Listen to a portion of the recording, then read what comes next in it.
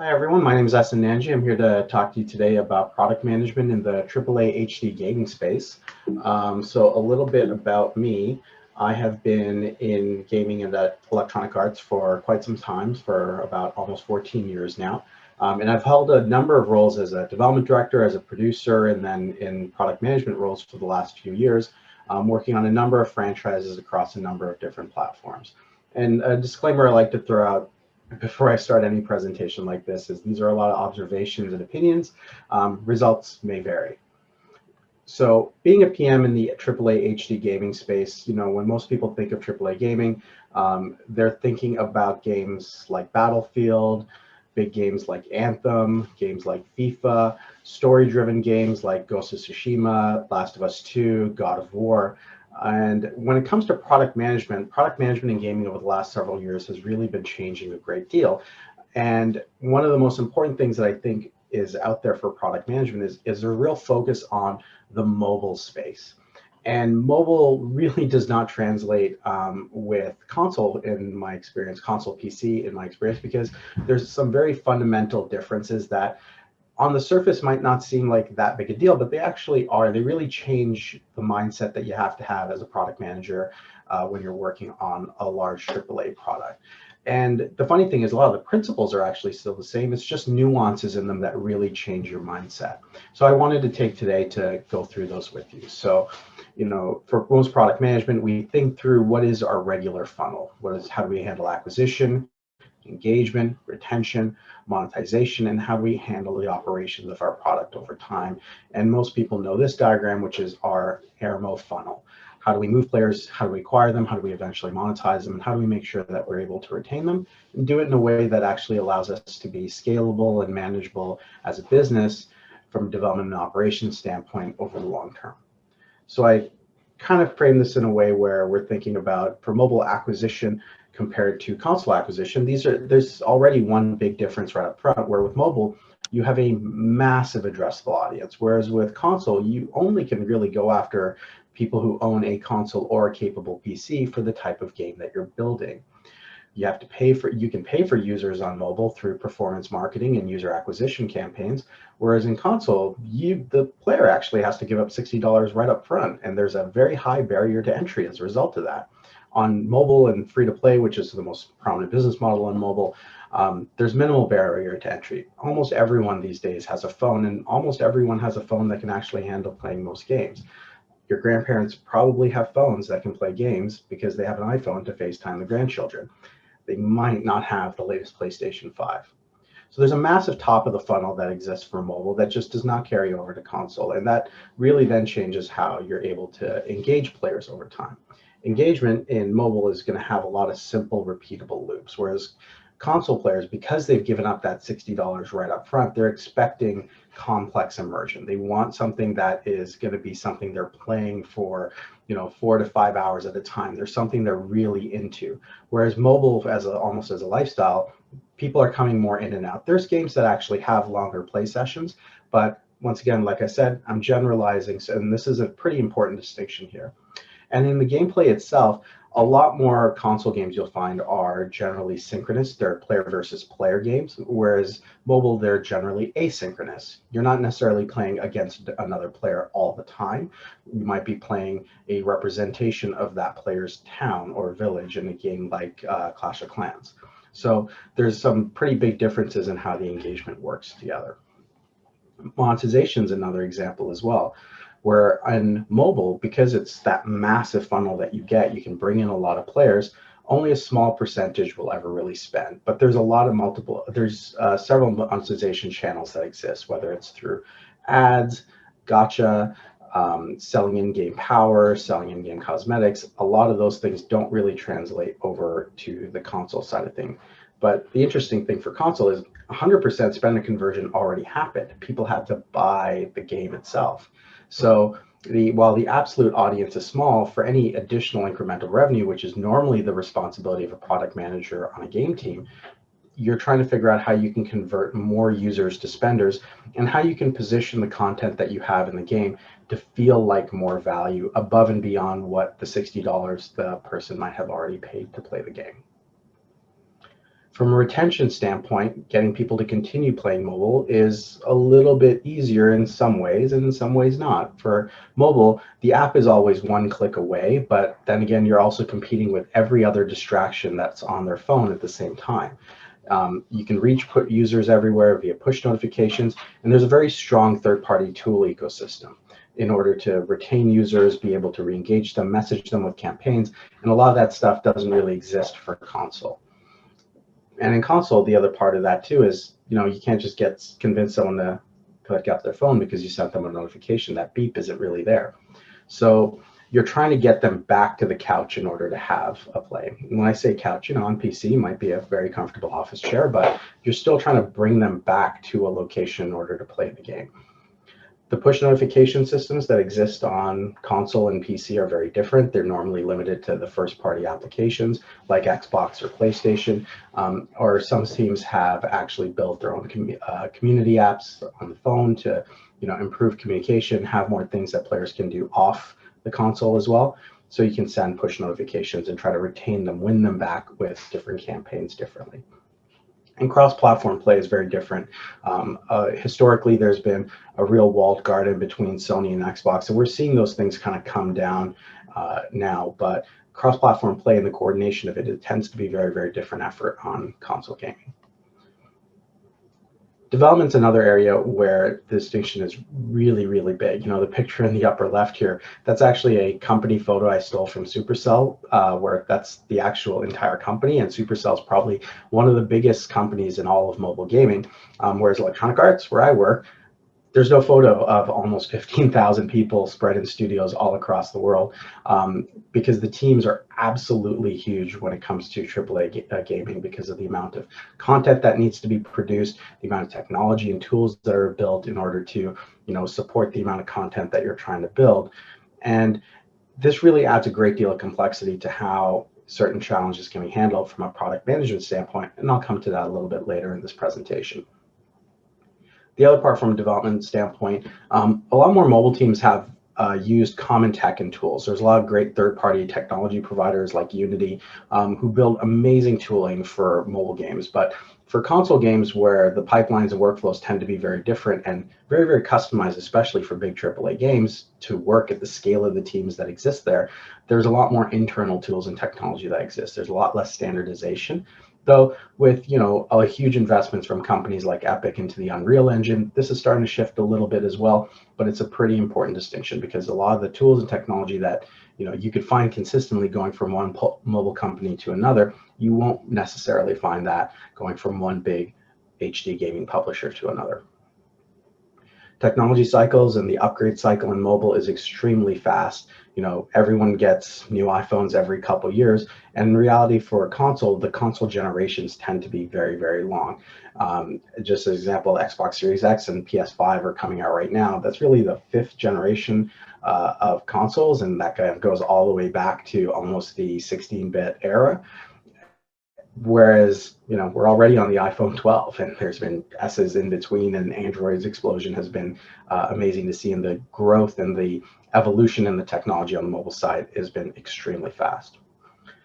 Another part is from how the teams generally approach things. Mobile teams tend to be very data and business driven. Product managers actually do a lot of that work on the mobile side. And that's just kind of a culture that's really built up from a lot of mobile studios. Whereas on the HD gaming side, it tends to be more creative and project management driven, where you're trying to hit a date, you're managing the scope of a giant game, and the game itself actually can be very visionary. There's a deep story to tell. It's very much an auteur driven type of environment. As mentioned before, we've got some simple repeatable loops, complex immersion. The experience tends to be very different. The longer play sessions really make a big difference, and the asynchronous versus synchronous nature. Once again, I bring this all back right now because it really does affect the type of experience that you're trying to provide. So from a product management standpoint, what you're doing between mobile and HD gaming, there are some very common elements like player research. You're still trying to get to know who your player is no matter what. But when it comes to things like how do you now approach marketing, On mobile, there's a entire industry and ecosystem focused around performance marketing, and it carries a little bit over to the console gaming side of things. But there's a lot more traditional marketing that has to take place because you're still trying to convince people to come into a store and spend $60 on a box product. And you see the big trailers for big AAA games. You see huge marketing pushes. FIFA this year projected their entire launch campaign on the side of the Burj Khalifa in Dubai. There's a lot more that happens there that's not the latest performance marketing patterns and trends. So there's more of a traditional marketing focus. The other thing, product management in mobile, once again, I'm generalizing here, so I'm always going to keep caveating that. There's a great deal of focus on funnel optimization and economy balancing, where the product manager is actually watching how players are playing the game through the entire life cycle and really figuring out, okay, how do we make sure that we maximize engagement and monetization conversion over time. On the HD side of things, a product manager's focus tends to be a little bit different because you're not necessarily able to update the game quite the same way at the same rate, because you have to do first party submissions in console that can actually take a great deal of time and can be very expensive to produce content. So product managers will generally be a lot more involved in planning live ops content production, almost playing more of a live producer role, where you're trying to figure out, okay, what can we produce, how much can we produce, and then how do you actually balance that content into the game over the long term. Since there's a lot more focus on competitive play in console gaming and in PC gaming, having the game maintain a balance over the long term is really, really important. So that was a lot of stuff that I burned through really, really quickly. And it kind of comes down to now, from a product management standpoint, what questions are PMs asking in AAA? What are the things that we're actually doing? And, FIFA within Electronic Arts is one example. A lot of things that kind of get missed in AAA gaming is that understanding of providing a service. And the reality is, actually, AAA gaming doesn't really get talked about in games as a service quite as much as mobile games do. But the reality is it actually has been that way for a very long time. Because if what you're considering a service is that you're constantly evolving in experience, there's been a lot of conversation around, hey, why isn't FIFA just a subscription? Or why isn't, Call of Duty just a subscription? And the reality of it is depending on your perspective, because for hardcore FIFA players who buy the new FIFA every year, it's kind of like an annual subscription, because you're getting kind of this a very similar game that's evolving and being iterated upon and getting incrementally better every single year. And as a product manager, what you're trying to do is kind of lay out the plan for how each of those increments is meant to get better, how you're trying to hit a new market or bring in more players who you might not have had in the past, or what are the things that you can add to the game that in the past might have caused someone to drop out, to now have them re-engage inside the franchise. So FIFA, Battlefield, you're trying to think of how does this game evolve and how do we continue to push this thing forward. And what we've seen in the games is, from monetization side, for a product management perspective, you're also evolving what are the things that you're actually trying to monetize within the game. So for Battlefield, they used to just be DLCs. In Battlefield 4, it evolved to be DLCs as well as battle packs for cosmetics. And then for Battlefield 1, it moved on to more DLCs, more cosmetics, but different kinds. And if you look at, what's traditionally considered AAA gaming, there's some free-to-play titles in here that definitely have the production values to be considered AAA, but they all have become long lead service titles where, the ongoing product management and operations content that goes into the game really needs to be very, very carefully managed and has to kind of fit with an overall product strategy. One example of, this evolution that's really, really visible is if you think about the history of Grand Theft Auto. Between Grand Theft Auto 3 and Grand Theft Auto 5 launching was actually about a 7-year period in which Rockstar released GTA 3, Vice City, San Andreas, Liberty City Stories, Vice City Stories, GTA 4, and then episodes from Liberty City, which was the expansion for GTA 4. And all of those came out over a period of 7 years. Grand Theft Auto 5, by comparison, came out and has now been live as a game with a rich community, new content constantly being added for 8 years. That's an incredible run for what normally most people would think of as a AAA product that was, a box that somebody bought. But people are actually still buying new copies of GTA 5 because they're discovering this, richness to this world. They buy it on new platforms in order to get the upgrades that kind of come out with that. And they're able to maintain their engagement with this game for a much, much longer period of time. And a good, smart product strategy really helps with that. So for each, product manager, they're coming into it and they're trying to create a framework for product strategy and decision making. And there's a number that you can find online of people that think about these things in a particular way. And for today, I'm just going to give an example of some of the ones that I've used.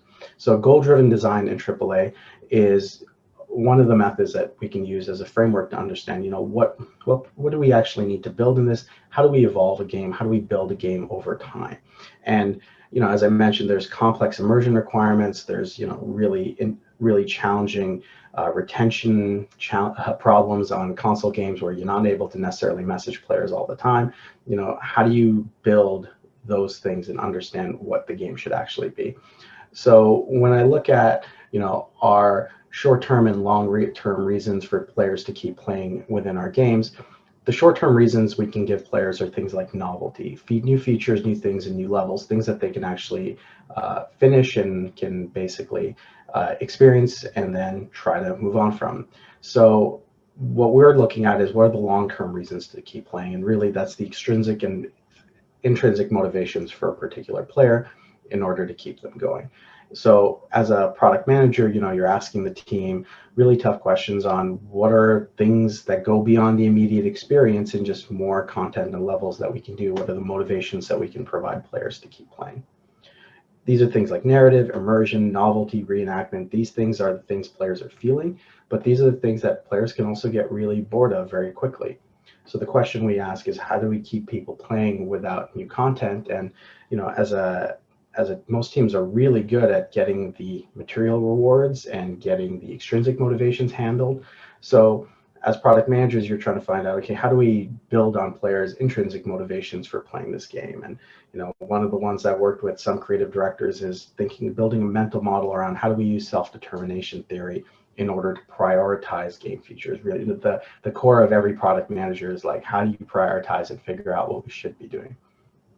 So using things like self-determination theory, you'll understand, okay, how do we make sure that players feel like they're gaining competence? How do we give them a sense of autonomy? How do we give them a sense of relatedness to the community? How do we build those types of things into the game where, we're giving people a feeling of achievement? We're giving people a feeling of control within the game of how they're building their particular characters. How do we make them feel like they're related to the world that we're presenting them and trying to immerse them in?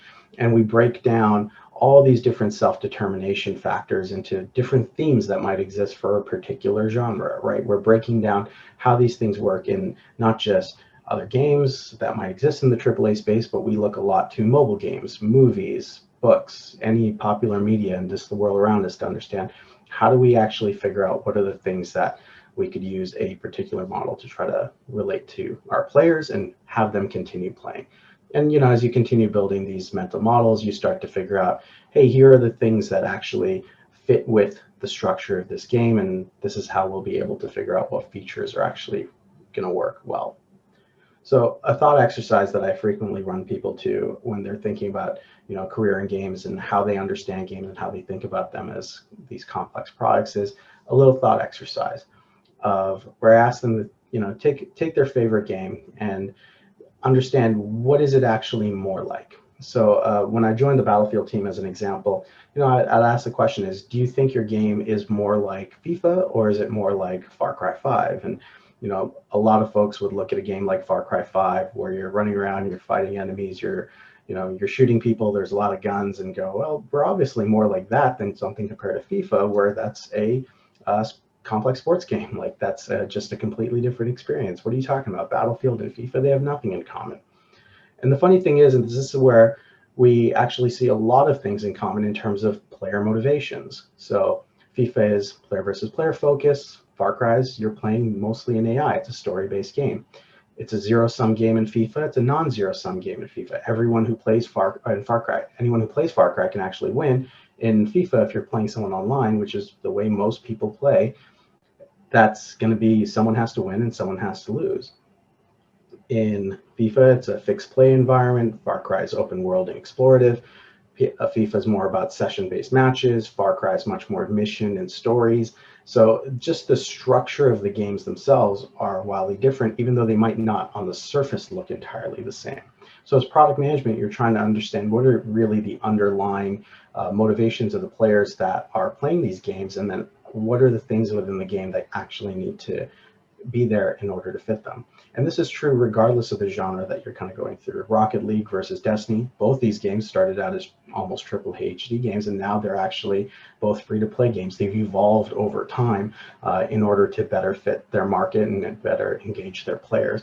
Rainbow Six Siege versus Division, this is still the same thing. They might look incredibly similar, but the motivations of the players that are coming into these games can be wildly different.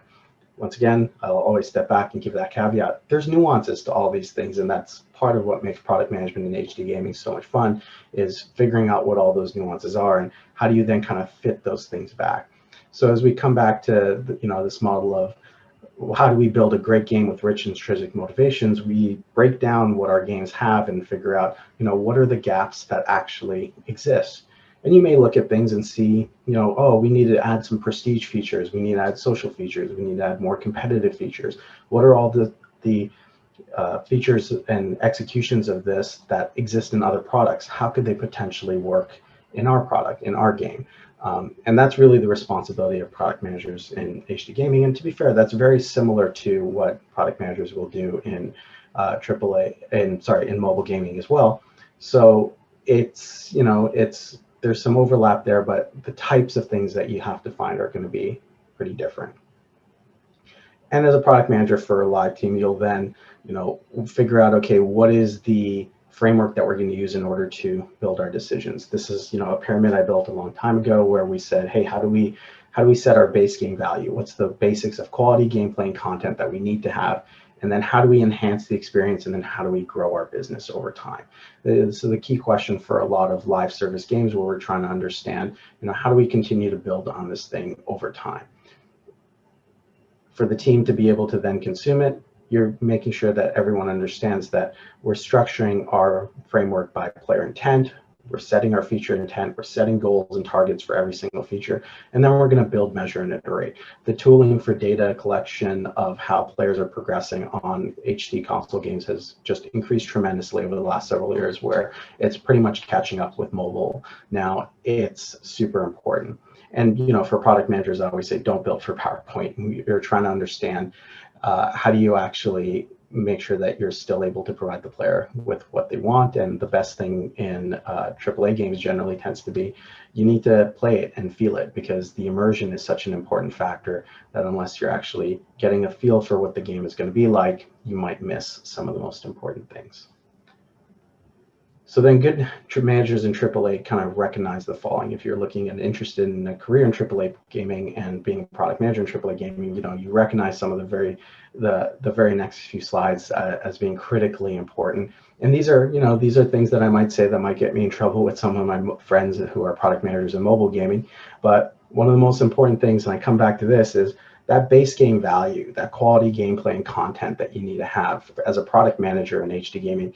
You are much more hyper focused on that than you might be in on the mobile side, because if that base game value isn't really there, players won't really stick around with your game. There's not a lot that you can do to acquire users. You can't run user acquisition campaigns. If your game falls flat right out the gate, it's very hard in console and PC gaming to kind of build up a base from a poor launch. Fun matters. This is a really key one in HD and console, where because you have reviewers will drive more of the decision making. You need to be able to make sure that the game is actually really fun itself. I've had folks in product management who will push for features that are much more focused on either monetization, conversion, or much more focused on like community building. And those things can come at the detriment of the actual gameplay experience. And the reason product managers sometimes miss that is because the teams that exist in HD gaming are so big. The complexity is so much higher than it might be on a smaller mobile team, that it's hard for any one person to really know what are all the gotchas that could exist in order to execute an effective product strategy, where it's very easy to get focused on one issue in your funnel and then kind of lose the forest for the trees for what really mattered. And a story I give of where bigger teams kind of bring in this complexity for AAA gaming is in the past I was working on a particular project, and they were really struggling to execute a cosmetic-based monetization strategy in the game. And the reason for that is because they could only have so many different types of cosmetics running in the game at any given time. And the reason was it was actually a technical limitation. The systems team really didn't have any more memory to grant towards the cosmetic system to allow players to customize their players. But the funny thing is that the art team who make up all those cosmetics were basically creating art assets that were so high resolution, so high definition, that that's what was eating up all the memory. So the team that was trying to push the bar was also the team that was responsible for the bar being as low as it was on the number of cosmetics you could run in the game simultaneously. But they had never met the systems team. It wasn't their fault. The game had almost 300 people on it. They'd never met anyone from the systems team who could tell them, it's like, hey, we're having to make these compromises on the memory management system, which is affecting the metagame team because of decisions that you've made over here on the art side. So managing those decisions and managing the teams through those kinds of discussions is really one of the biggest responsibilities of a product manager in HD gaming.